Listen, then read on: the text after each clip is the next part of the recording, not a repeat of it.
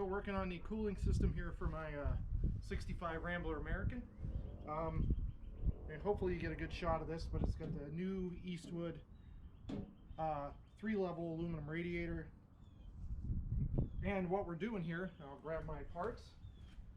Unprepared, typical Krusty Customs garage fashion. So what I did is, it's the radiator, the stock radiator, the outlets were a little different. So I got some of the factory sizing on the hoses here. So what I'm going to do is I'm going to kind of make my own setup here to make this cooling system work properly. So yeah, so what we're going to do now is I have some brackets that I made to hold the radiator in place, and it's in there. She's not moving. So yeah, I'm going to do this now. We're just going to kind of get this mocked up and in place. I also have some flexible, formable steel radiator hoses, some ribbed hoses. I got that off Amazon. All this crap is from Autozone. And we're going to put it all together and we're going to make it work. So yeah, when we come back, I'm just going to show you what I did. I have some brackets here that have just been kind of mocked in place. To keep the radiator strong, I'm going to come back through and we're going to put nuts and bolts on these after we get everything where we want it. This is just basically to get her in place and make sure that she's cooling properly. And yeah, it's going to be pretty awesome. So I'm pretty psyched. Hopefully we can get it started up today, fill her full of coolant, and go from there. So yeah, we're going to be right back, and when we come back it'll be hopefully all plumbed and ready for that first startup. So we'll be right back. Thanks a lot. Yep. All right, everybody, so we're back. In the last video, or the last segment I should say, we were talking about installing the new radiator hoses, the new flexible steel hoses, putting the fan back in, adding some coolant, and having her do her thing. So yeah, let me grab the camera and I'll show you what we've done, and then we'll start her up. All right, so as you can see, we've got the top hose is that flexible line I got from Amazon. They sell it at Summit, all over the place. That couples to the radiator with a little bit of 1.5 inch hose here, a 1 3/4 to 1.5 inch adapter here, a 1 3/4 to 1.5 inch adapter here to some more of that flexible line. That goes down 1.5 to 1 3/4 at the bottom of the aftermarket radiator. I added some brackets. I am going to nut and bolt these in and clean them up a little. I just wanted to mock them in there, make sure that they worked. I haven't just metal screwed, but these are going to be removed and nut and bolts will be placed in from the bottom. Same thing down here for the radiator. And then I have a lower support as well holding the radiator. This thing is going to go nowhere.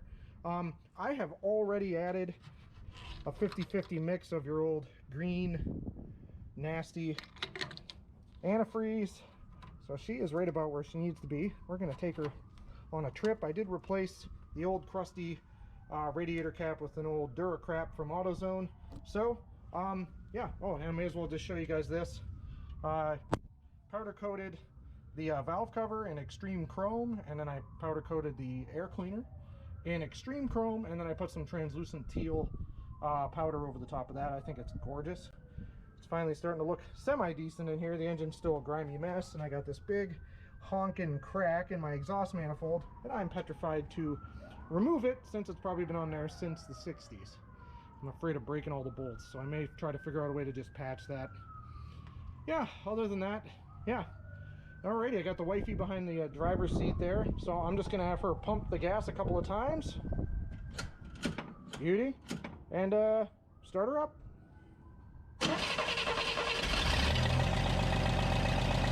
Simple as that. It's actually running really good. You can really hear that exhaust leak. It sucks. Say hi. Quick little walk around. I've got the old cherry bomb on the back, and of course, you know, yeah. anyway, I think that about does it for this video. Next one will be out. I'm going to show you guys what I'm going to do to try to fix that exhaust manifold leak.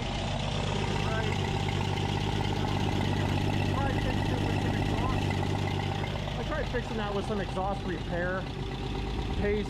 It didn't do anything. It worked for like 2 days and it just blew right out.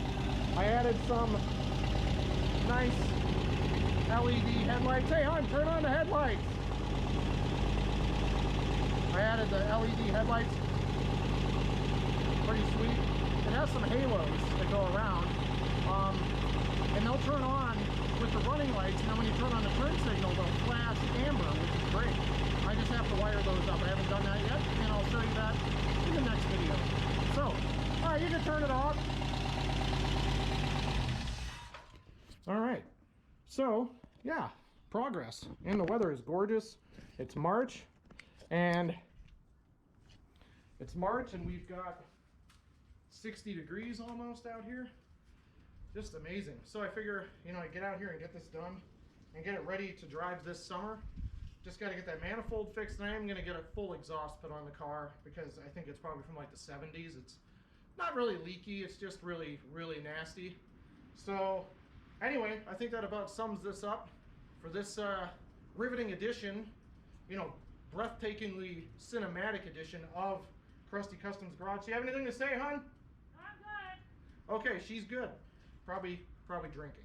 So, yeah. Anyway, on that note, thank you for stopping by. Please subscribe. Subscribe. Did I just say that? Subscribe. Thank you. Subscribe, share, like. You know, hit the little bell so when I do release a video, like every 8 months, you'll be notified. Anyway, thank you for stopping by. We'll see you soon.